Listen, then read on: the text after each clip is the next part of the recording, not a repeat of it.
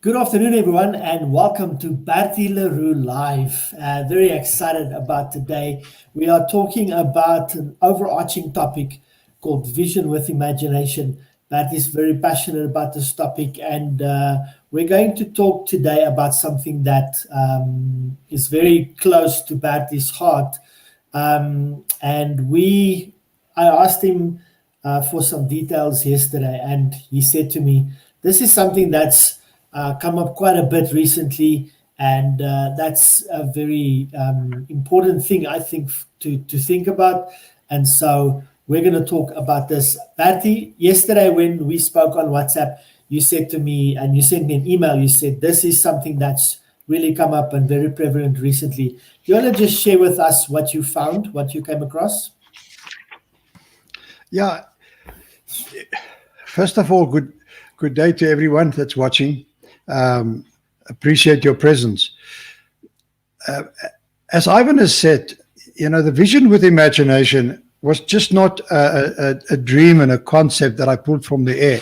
It is something that really came to me and grew onto me because I thoroughly believe and passionately believe that if you have a goal and if you have a purpose, there's a reason for you to get up when you fall down. And if you don't, then you always have the trouble of explaining to yourself why I should get up once I've fallen. And life is full of ups and downs, and we all experience many falls during our lives. So having purpose and clarity in your purpose is so important. And what is happening and what COVID is bringing to us, and I've had long talks. You might know that I'm also on a radio station on Tuesday mornings, a regular time slot that I have there at Platinum Gold. We spoke a lot for a couple of weeks now about stress and the impact that stress has on people and how it creates illnesses, not just in the person, but unhealthy organizations. And everything of that culminates and come back to people not having purpose. And part of that is because you don't have purpose, it means that you're not living a passionate life. So what you are doing at the moment, you're not necessarily enjoying. Because if you're enjoying it, it would be energizing you, and you'll be able to accept so many knocks in your life because you are stronger than you believe, because you're passionate. You get up. Nothing can upset you and derail your road. But in the last days, and I think it's because of COVID that people has become almost punch happy. Your day is so full of negativities that bombarding you, and the negativities are things that you don't ask for. But being alone at home, at your home, let's call it home office, not interacting with people, not seeing your colleagues in flesh and blood, not experiencing that warmth. We all need tender, loving care, even if it's arm's length. It's still important that we understand we need that appreciation from other people in their mannerism, in their body language, to say to us, "You okay? I love you." Okay, we're missing that, and that is now starting to catch up with people. And all of a sudden, self-deaths, or for that matter, suicides, even at school, even at primary school level, is picking up, and that's discerning. It shouldn't happen. We shouldn't be standing around a grave of our own children. That's not how it should be, and that worries me, and that touches my heart, and I would love to address that, because in the vision with imagination, I address that we teach young people, and for that matter, everyone, that we are to live a life that's purposeful, so that we can handle all the bad that comes to us, because we are so full of goodness and direction and purpose. That's how I feel about it, and that's what I would love to address today in today's chat. Thank you, Bertie. Let's unpack that a little bit and talk about specifically children or young people, and these suicide rates dropping off. Outside of the context that you've already shared, why do you think this is happening? Do you think it's just because of the time that we're in? Is it a general problem with young people? At the end of the day, I think there's a specific root problem, and I think you mentioned it now when you discussed this. I'm not a psychologist, but if you ask me to say why those kind of things happen, I'll say, to me, there's two reasons that people decide to end their lives. And the one is they find that they've got no reason to continue. Okay. And the other one, on the other hand, is somebody that's trying to send a message. It's a message to parents, to the teachers, to the organization, the company. Wake up call. Look at your people. Make certain that you care. Do you really understand what's going on inside me? Mom and dad, are you seeing what's happening in my life? Okay. Or don't you? Are you just too busy? Are you just too involved in your own lives that you see what's happening? So there's a subtle message, almost a wake-up call. But what I don't understand is that self-death is final. You're not getting a second chance. So that is on that side is worrying, and then the other side is wanting to, as I say, is no reason to continue. You just find it. I mean, you've lost a loved one, and don't we all at this stage are suffering the enormous holes in our lives as we lose friends and family. All those kind of things come together, and the people just saying, why should I? I'm going to die one day, whether it's now or in 10 years or 20 or 30 years time. I think I've just had enough. So that in young people, there's two things we can look at here. One would be a call for help, but in that case, you mentioned that suicide is pretty final, so it can't really be a call of help. So young people would, the norm where they cut themselves and those self-mutilation, where they're trying to diffuse pain, but they're also it's also a call for help. Subtle things. And suicide being so final, we can probably say that's just complete hopelessness. And I think what we want to achieve in this conversation is, how can we ensure that this doesn't happen? There's lots of things here. The root probably for me would be, is there a purpose in life? Can bring religion into it, etc. Let's look at those two scenarios. A child calling for help through behavior or cutting themselves, self-mutilation, those kind of things. What is up to the parent to how can he or she, how can they make sure that this doesn't happen? Like this seems like it's necessary for your child. In the times we live now, we allow our children a lot of space. When they're young, teens, early adulthood, we sort of allow them space and privacy.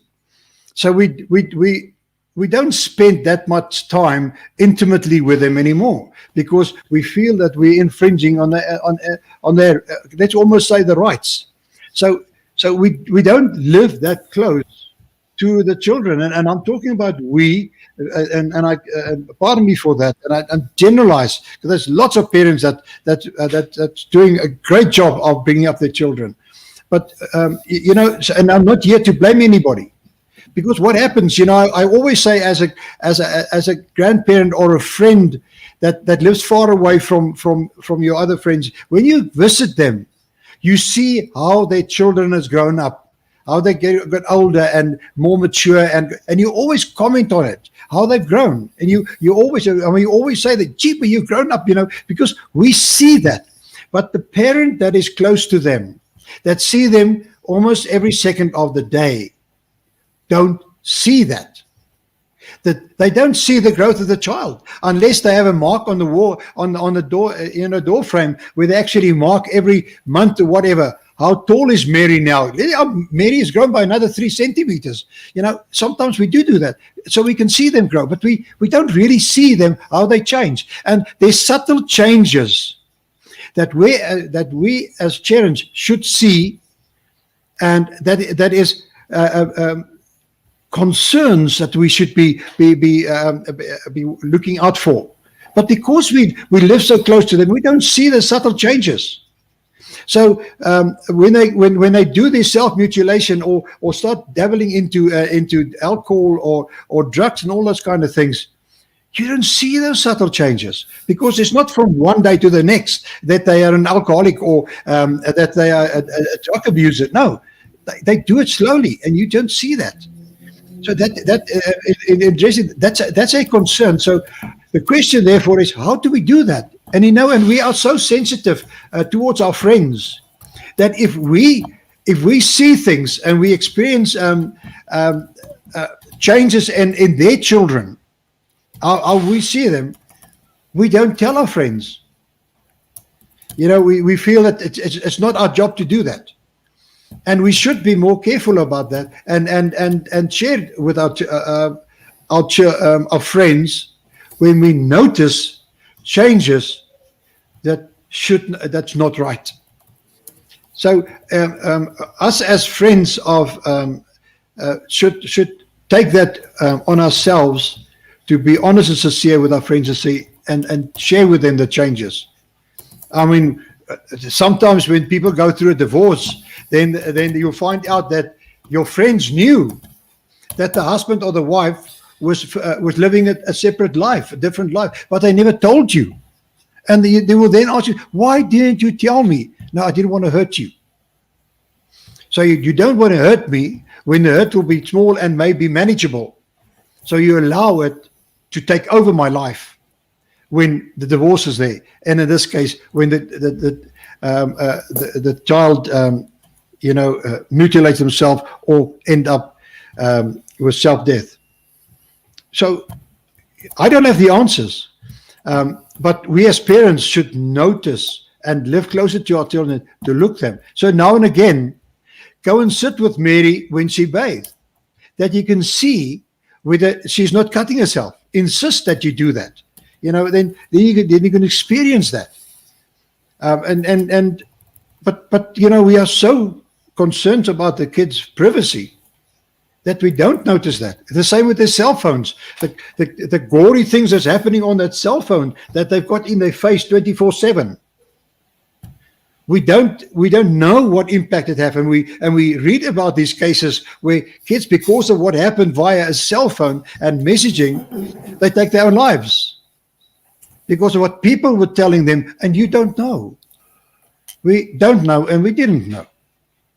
Are we supposed to know? I can't say you're supposed to know. I think it's the right thing to make certain that you do know what your kids are up to. I think probably it's for me, it's probably about making sure that you have a relationship. You were talking about allowing them their space and privacy, and I think that's important to have built trust, etc. But in one of the previous sessions, I said to you, I've learned that building relationships is a 4-letter word. It's spelled TIME. So we must make time for our kids and spend time with them. I'll give you an example, and be intentional. Like my son, I pick him up from school. At first, this was like, how was your day? Good. What did you do today? I don't remember. No, but I kept on pushing and pushing and pushing until it's like, oh, okay, this is what I did, blah, blah, blah. And it's important for me that he knows I'm interested in him. And I'm not just going to let him get away with one-word sentences. I want to know what's going on in his life. And so do you think that's something that maybe on our side, we have to push a little bit harder, work a little bit harder to get that relationship going? Because, our kids being snarky or being irritable or that shouldn't be the reason why we don't engage with them. We should keep on pressing in and trying to build that relationship?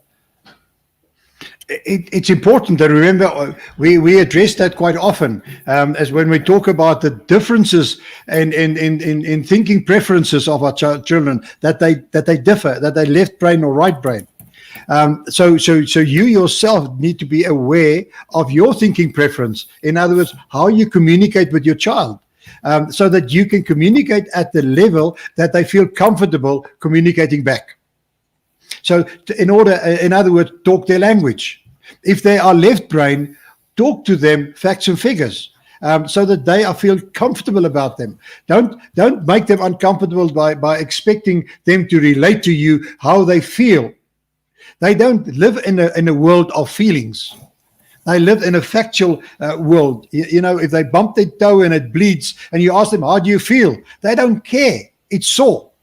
End of story. Just stop the blood. You're messing the carpet. You know, we need to understand that there's difference. So if we wish to get close to our children and be able to communicate, you must communicate to the language. But what we're so focused on, what we need from them, in terms of having a neat room, having to do their homework, and perform at school, do good marks on the sports field to make us proud. We are so focused on that the kids end up living our lives. So they are they're so full of that they don't want to come home and actually also tell you about what happened at home, at school or whatever, because you're not really interested. You're interested to hear what you want to hear. Did you get full marks, or did you get above 80%? Are you the fastest? Are you the first team fly half? That's what you want to hear. It's not what the kids want to share with you. He or she might want to share with you the emotional state that the teacher was in because her friend passed away because of COVID. So that's the line of communication you should take, so that you can get through to them. What are they thinking? And then you lead from there to the true feedback you want to get from them. You were mentioning before, when someone looks from the outside in, and someone notices something that might be wrong, and then go and speak to you, like your friends, etc. Do you think it's important to have truth tellers in your life that could possibly see some things that you don't see? You mentioned because you're so close, you don't see certain things developing or problems, and then also, giving your friends and those people around you permission to speak to you about the things that they are concerned about. I think that's very difficult. If I think of myself going back even to my days as a teacher, it's very difficult because parents are often so competitive that they don't want to hear anything to the contrary, that the kids are not performing or not shaping well. They don't want to hear that. So it's difficult to communicate that to them. And so you're right. If the teachers find it difficult to share with you what's happening at school with your child, your friends will feel the same, because they know how competitive you are. But we should develop a more open relationship, so that our friends is willing and comfortable to talk to us about anything. Because the way I speak to them about their children, they can speak to me about my children. What is their awareness? Are they seeing subtle changes in my child? From being an extrovert, all of a sudden becomes introverted, hiding in the room. Something must have triggered that response. Okay, so. We need to do that, and it's difficult. I don't have the answers, but I'm just saying it would be good if you can share that with your friends, that you can have that relationship, friends or family, mothers or fathers, your grandparents, that they can tell you and say, listen, something is not right here. some way something has gone wrong, or there's changes that I'm picking up, and you can share fantastic changes. You see, I can see how Johnny is growing up. His ability with balls. Just doesn't matter whether it's a round ball or oval ball. You can share and share your excitement with your friends. That you have that relationship, that you are telling them the great things about their children, but also that you can say to them, "I'm concerned. I don't see the same things that I've seen 3 weeks ago or 3 months ago." So, Bertie, in talking about this and prepping for this, you spoke to me and you said, something that would really apply well here is the application of the snakes and ladders concept or the game to this. You want to share with us just how you see that applies to this whole thing, especially when it comes to this hopelessness that young people are feeling? Yeah, I think I just want to step a couple of steps back and talk about the equation that I always share, which is passion plus purpose is prosperity. And when I talk about this concept of prosperity, please understand it is not just a reference to making money. It is everything that's positive. That is achieving goals and dreams. That is success. In other words, I can almost say passion plus purpose defines success. But I need passion and purpose to achieve that. Not only passion, not only purpose will make me successful. I need both of them. So they're like twins, Siamese twins. The one cannot go without the other. So to me, what is important here is to realize and understand that we need to find our passion. And here we're not talking about the children. We talk about every single person, whether you're 8 or 80, doesn't matter. We need to find what's your passion, because passion energizes you. It gives you reason to get up in the morning. In other words, that is gives you purpose to get up in the morning. So we need to find our passion. And so often parents will expose their children to different kinds of sports, but sometimes even without them noticing, they are forcing and they're pressurizing their kids to excel in ballet because they loved ballet and was good at ballet. But the kids are not necessarily enjoying ballet. They might even be excellent at it, but they don't enjoy it. So to them, ballet is not part of their passion. Their passion might be music. Their passion might be a ball game out in the sun. And you must be, open enough to have exposed them to it and to see that they don't enjoy it. And that's why I always say to parents, don't, when you want your kid to do ballet, go out and buy the most expensive kit and then kit your kid out and then off to the ballet class and say, look like little ballerina. But in the meantime, she's a rhinoceros on the floor because you don't enjoy it. Then you say to yourself, I spent all this money. And look what you're doing. It's not what she's doing, ma'am or dad. It's what you've done. So if you want to give them the opportunity, just let them be. Send them there with a lovely little dress so that they can experience ballet and come back to you saying, Mom, I enjoy this. And once they say, I enjoy it, in other words, the child say to you, I enjoy it. Then you've developed a passion, and then the passion will grow, and ballet will be something she really enjoys and can even make a career out. But you can force her into ballet, and you will kill the passion. And you can force purpose on her and say to her, that's a career and that's whatever. See what Mom done. What have I done with ballet? You're unfair to your child. She may be totally different. And I want to add to that, he may be thinking totally different. Dad wants Johnny to play rugby for the school first team, and Johnny wants to be a ballerina. He wants to be out there dancing, modern dancing or whatever. Let him be. Let him be himself. He finds his passion there. He finds his purpose, and he's got reason to get up in the morning. But if we try to influence them we may force them in the wrong direction. So that to me is important. And I also want to talk about the academy here, because so often people say, but little Johnny loves accounting. But, little Johnny doesn't really love accounting. It's a subject he has to take at school, but he has a brilliant teacher. So he loves accounting because the teacher's so good. He's got excellent marks. And you think, Johnny's future lies in accounting. It's not. It's not really. He hasn't found where he's passionate. His passion might be somewhere else, where he doesn't have the best teacher in the world. And he finds it difficult to get high marks in that subject, but he actually enjoys, like geography, he enjoys that. That's where he sees his future.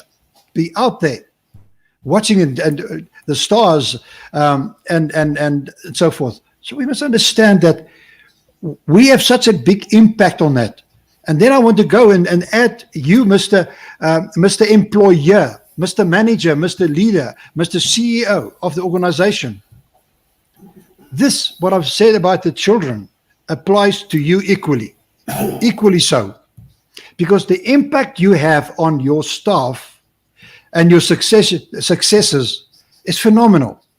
But what you need to do is to find their passion. You need to find their sweet spot. You need to find what they love doing, so that you can build them in that area and that field and make them enjoy their work more and more. So you've got a responsibility to find that one way or the other. I've been watching on videos about succession planning, because I'm working on a solution for a company on succession planning. It's a tough one. It's one of the toughest responsibility that any CEO of an organization have, is to ensure succession in that organization, the continuation of the organization after me. It's the toughest thing out there. And managers and leaders are not necessarily attuned to what their staff want and where the staff is going. All they're attuned to is work, results, bottom line, profit. End of story. And unfortunately, we do the same with our children. Marks, end of the year, performance, on the sports field, academically, we're driving, and that's not where the child's passion lies. And so they can't fall back when things happen and the wrong thing happens. So passion plus purpose, the twins equals prosperity, equals success. Right. Let's talk about snakes and ladders and where it comes from. I'm always challenged by people who say, listen, how do you define a vision? How do you dream up a vision? But how do you find purpose? Now, when we talk about purpose, it's equal to easy for me. I just swing to passion, because I say, if you've got your passion, you've got your purpose, and off you go. You en route to success, my friend. It will come. So I'm not concerned about it. But now the question is now, do you have a plan, step by step? And I always watch these guys who's got this fantastic, in order to be successful, you need to do number 1, 2, 3, 4, 5. And then, and then you need to this other 6 success factors. And then these other 4. I don't have any like that, because I want your solution to come from your heart, from your passion here, so that you drive yourself for the right reasons. That when you are knocked over by bad things that happen in life, you can get up because you know where you're going. Okay. So the nice thing about snakes and ladders, we all know that you start the board game by throwing a 6. So you need to equip yourself and you need to have the dice. So you start that board game, and then you go block by block all the way up to number 100. And number 100 is your goal. That's your dream. That's your vision. That's the end state. And you will win this board game. And life is very much like this board game. You can take everything that you want in life and just plonk it onto a board game. Write it in blocks as stages in your life as you go up. And you realize then that life is full of opportunities, and life is full of challenges. It's sometimes that is risks, and sometimes put you back. And that's a board game.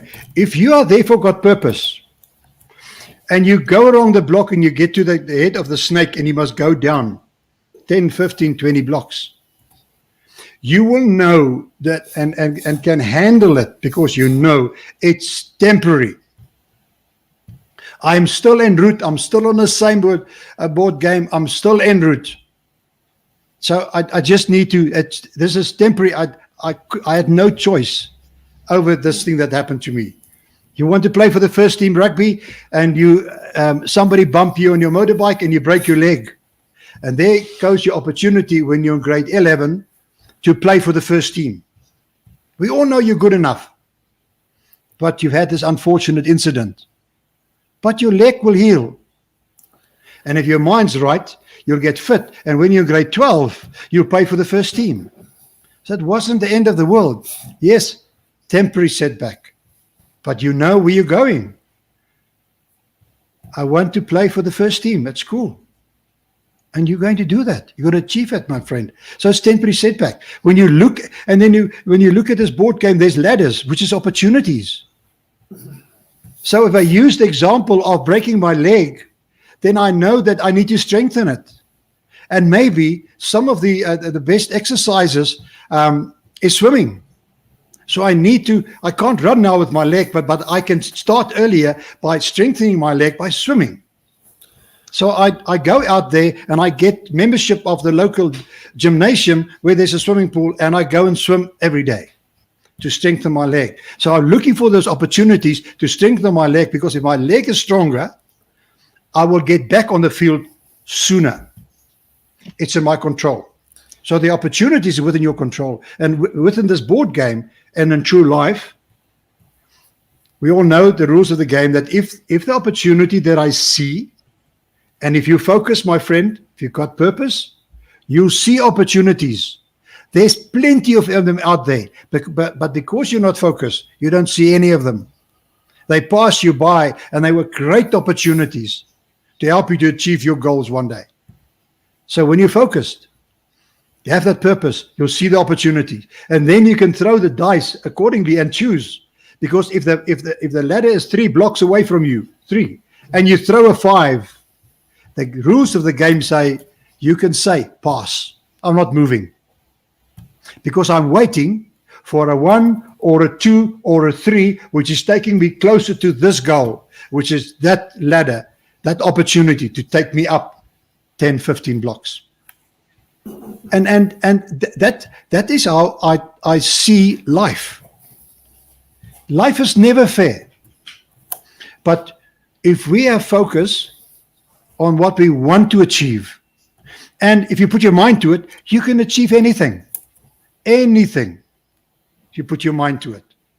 So the snakes and ladders, to me, is just an example of how I can plan to achieve my dreams, my goals, because I know it starts somewhere.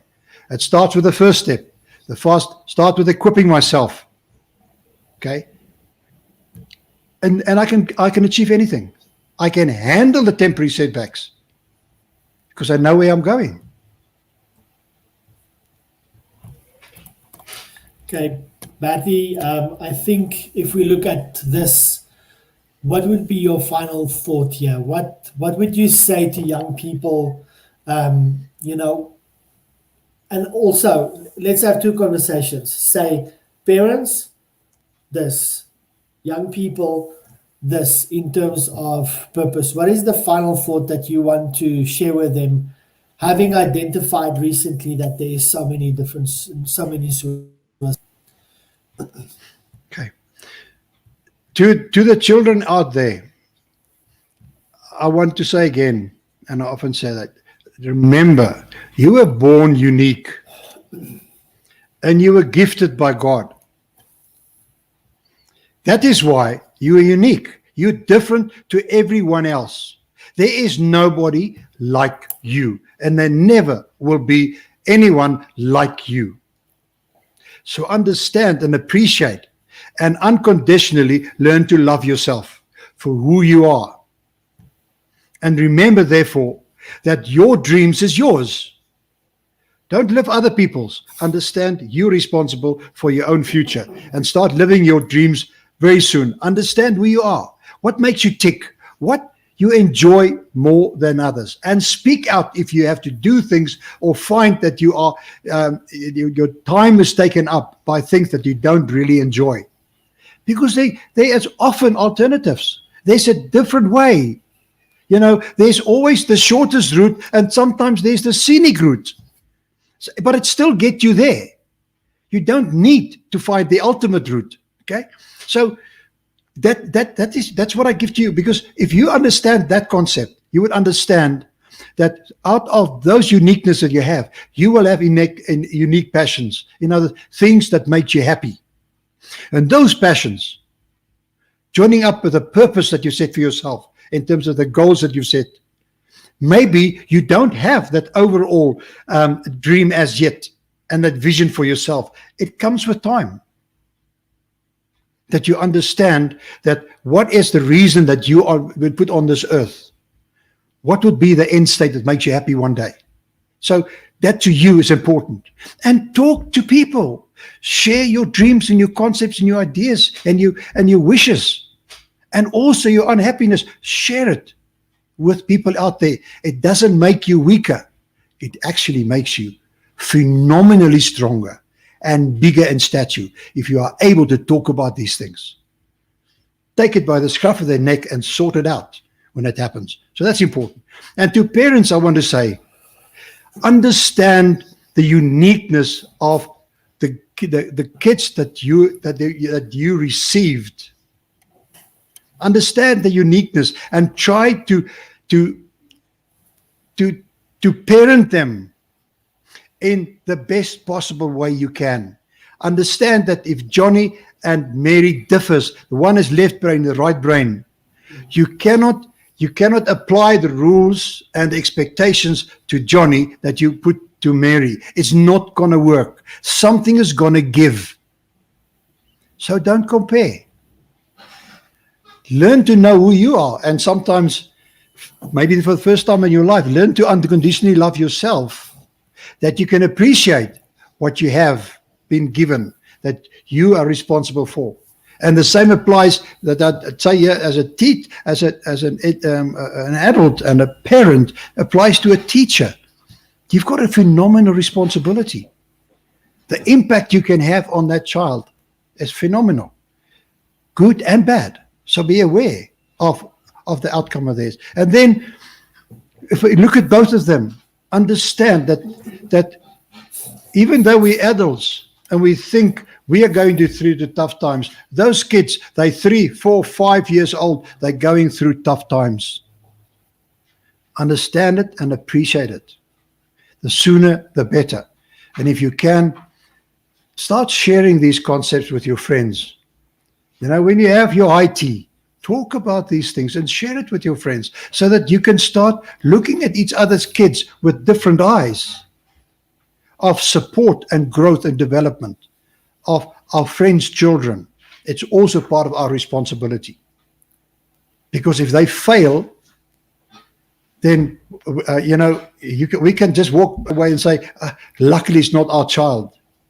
You must actually say, thanks God it's not my child. It might have been yours. But then you might say to them, why didn't you tell me? So Ivan, I just want to say, so where does it fit in with a vision with imagination? The vision with imagination, to me, and that's why I'm so passionate, we start out with that, is that if you've got reason to get up in the morning, you can handle anything. The good, the bad, and the ugly in this world. But you need to understand, because in the creation of a vision, you need to understand who you are. Because it doesn't help I create a vision of running the 100 meters in 9 seconds flat, and I'm 55 years old. To be realistic when you create your vision. But so in that realism, I need to understand, who am I? Who am I? Because I am the person that's going to make that vision work. Nobody else. Because it's my vision. So that's critical. So in the child, in the young adult, in the parenthood, and all those kind of things, I've got those responsibilities to make it work, because I've been gifted those individuals to help them. And Mr. Leader in the organization, Mr. Manager, the same thing. You've been given the right to lead those people, make it work, grow them beyond their expectations. That's my wish. That's my dream. That's my vision. That's awesome. Thank you so much, Bertie. I think the conversation today has a lot of introspection that's necessary, especially for the demographics that we address today. If you are viewing this, we thank you for watching all the way through to here, and we would appreciate, we'd love for you, if you ask any questions, we'd love to get back to you and feedback to you. Yeah, Bertie, that's realizing that this is happening is very sad. And like you said, thank God if it hasn't happened to you, but we've got to be very cognizant of the warning signs and the red flags that we have to pick up before this happens. And so I think we'll cover ourselves if we are just encouraging, we are not maybe pushing so hard, but being there for our children and just making sure that the door's always open, that we're there for them, and maybe encourage a little bit of interaction with them. But thank you for your time today. It was I think this was a very important conversation to have, a tough one, I think, and definitely something that we need to look at. I'm looking forward to unpacking this more. Thank you so much for your time today, and also for everybody that's listening. Thank you, Bertie. We will engage again next week at 4:00. Thank you very much. And yes, from my side as well, for everybody listening, thanks for being with us all this time. And please don't forget to be safe. Perfect. Thank you so much, everyone.